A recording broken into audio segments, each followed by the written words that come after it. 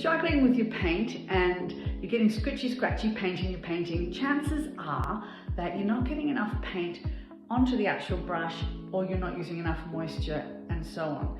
What we need is flow. We need a decent amount of material and moisture on the brush. Now, you don't have to guess at it. You don't have to be born with a creative bone in your body. This is something that I teach as a system that you can specifically measure and know a system to prepare your brush to get it just right, and even how to pick up the paint exactly to get the right amount and to understand the brush and how it works. So that way you are in flow. Now, I do understand sometimes people want to slow down. They don't want to make too much happen all at once. They're a little bit afraid of losing control. Of course, when you're starting out, it's a little bit scary sometimes.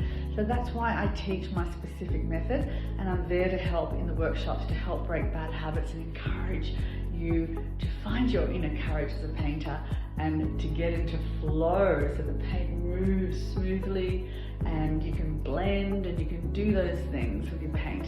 But if you don't have much paint there, it's like the Gobi Desert, and that's no fun. It's dry, it's looking like it's been sandpapered, it looks scritchy, scratchy, and it certainly doesn't look beautiful and nourished like this one. So if you want to learn how to exactly, as an exact few steps that we take to control the amount of moisture on the brush, control the amount of paint that we're picking up to get great results, then you might want to join me in one of my workshops, blooms painting workshops, which I do across Australia in various locations, and in New Zealand and in France. So check out my details below, and there'll be one to suit you, I'm sure, and I'd love to see you. Okay, Love and Paint Brushes, Jacqueline Coates.